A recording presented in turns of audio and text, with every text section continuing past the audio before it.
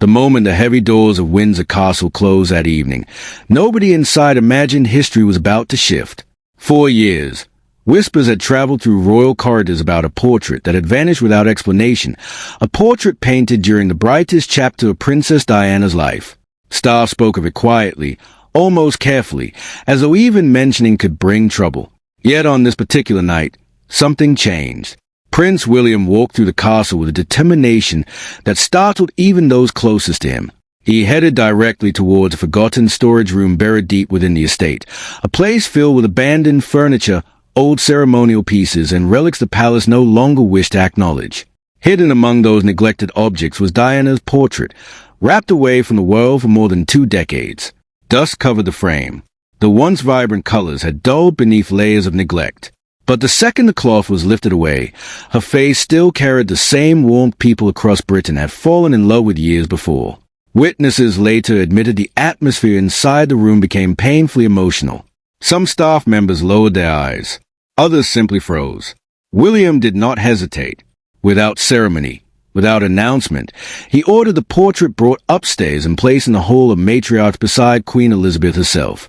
It was the exact position many believed Diana should have occupied from the very beginning. The move stunned everyone because it shattered a silence the palace had carefully protected for years. Diana's absence from that wall had never officially been explained. People noticed it, questioned it quietly, then eventually stopped asking altogether. But William had clearly never stopped thinking about it. Palace insiders say he personally studied every protocol surrounding royal portrait placement to ensure nobody could interfere once the decision was carried out. By the time evening settled across Windsor, Diana's portrait finally stood where it belonged, illuminated beneath the soft gallery lights as if it had always been waiting there. And when Camilla discovered it the next morning, the calm inside the palace reportedly vanished instantly. Staff nearby described the shock on her face as absolute disbelief. She demanded answers. She demanded meetings. She demanded the portrait be removed immediately. Yet for the first time in years, nobody moved. Nobody obeyed. The decision had already been secured beyond challenge. Even King Charles reportedly remained silent, leaving the entire palace in stunned confusion. What made the moment even more powerful was the emotional weight attached to the portrait itself. The artist who painted Diana once recalled how deeply moved she had been upon seeing the finished work. She reportedly stood speechless for several moments, studying her own reflection in silence before emotion overwhelmed her. Those close to the scene said tears gathered in her eyes, though she forced herself to remain composed. It captured not simply a princess, but a woman carrying impossible pressure behind a public smile. At the time, Diana's marriage had already begun collapsing privately while the world continued treating her as a fairy tale figure. Behind palace walls, she struggled with loneliness, severe emotional distress, and an eating disorder that left her physically exhausted. Yet every public appearance demanded perfection. Every camera expected grace. Every newspaper judged her relentlessly. Tabloids mocked her vulnerability, criticized her appearance, and twisted her pain into entertainment. What hurt most was the knowledge that some within aristocratic circles reportedly found amusement in her suffering. Diana was often treated as though she did not truly belong among them, despite the public embracing her completely. She learned to hide her heartbreak beneath smiles because showing weakness only invited harsher ridicule.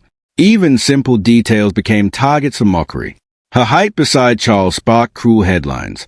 Her sensitivity became proof, according to critics, that she was unfit for royal life. Yet through all of it, ordinary people saw something entirely different. They saw compassion, humanity, and warmth inside a royal institution often criticized for lacking all three. That is why Diana's memory never faded from public affection, even after her death. While the palace attempted to move forward, millions refused to let her become forgotten history. And perhaps William understood better than anyone what his mother endured behind closed doors. He had watched her pain unfold in real time as a child. He had witnessed photographs removed from walls, rooms sealed away, and traces of her quietly erased after her death. Friends later claimed that grief transformed into anger inside him over the years, though he rarely allowed it to show publicly. That silent anger may explain why restoring the portrait became something far larger than decoration. It became a statement, a correction, a son reclaiming dignity for the woman he believed had been deeply wronged. What made the entire situation even more explosive was the involvement of Princess Anne, whose relationship with Camilla had reportedly carried tension stretching back decades before Diana ever entered royal life. According to long-circulated royal accounts, Anne had once shared a close relationship with Andrew Parker Bowles before he eventually married Camilla. Although royal expectations and circumstances prevented the relationship from progressing, insiders have often suggested the emotional scars never fully disappeared, and became known over the years for her icy composure and refusal to engage in palace theatrics. Yet many believe she quietly observed everything unfolding around Charles, Camilla, and Diana without forgetting any of it. That is why her presence beside William during the restoration of Diana's portrait carried enormous symbolic meaning inside palace circles. Witnesses say Anne arrived before the portrait entered the gallery and remained silent throughout most of the process. When staff finally removed the protective coverings and Diana's face emerged again beneath the lights, the room reportedly fell completely still. Anne approached slowly and adjusted the frame with one gentle movement, almost like correcting something that had remained wrong for far too long. Staff later described the atmosphere as strangely emotional, with several people visibly fighting tears despite the formal setting.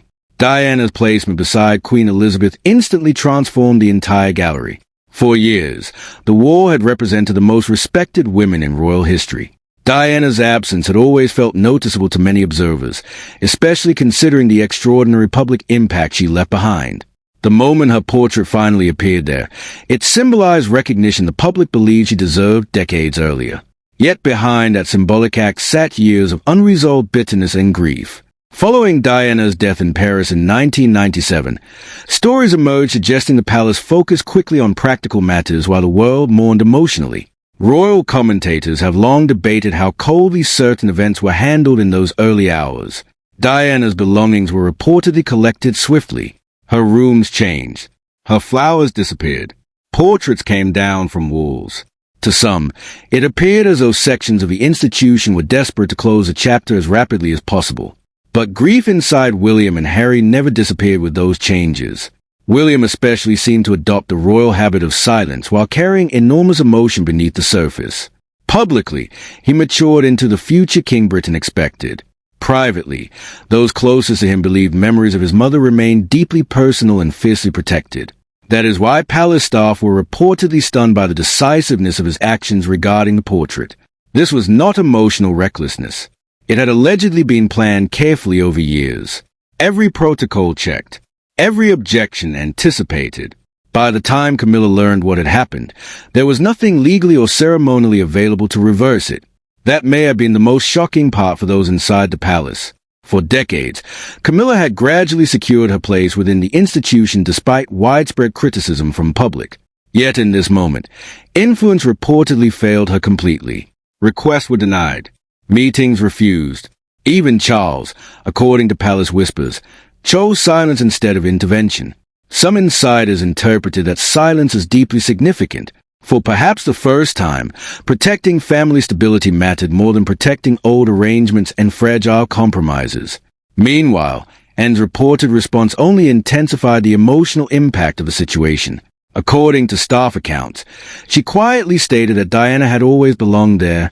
Simple words, yet devastating in their implication. It suggested that beneath decades of royal restraint, there remained individuals inside the institution who never believed Diana had been treated fairly. That quiet acknowledgement carried enormous emotional power because Anne herself rarely displayed sentiment publicly. Her reputation had always been one of discipline and emotional control. So for her to stand openly beside Diana's restored portrait felt, to many observers, like a silent verdict delivered after years of watching events unfold from the sidelines. The palace itself reportedly became tense afterwards. Conversations stopped when certain individuals entered rooms. Staff carefully avoided discussing the matter openly. Yet despite the discomfort behind closed doors, many workers privately admitted the gallery finally looked complete for the first time in years. Visitors passing through the Hall of Matriarchs now saw Diana beside Queen Elizabeth exactly where many believed history intended her to stand. And perhaps that was what unsettled certain figures most of all. Once the portrait returned, the story could no longer be hidden away in storage like an unwanted memory.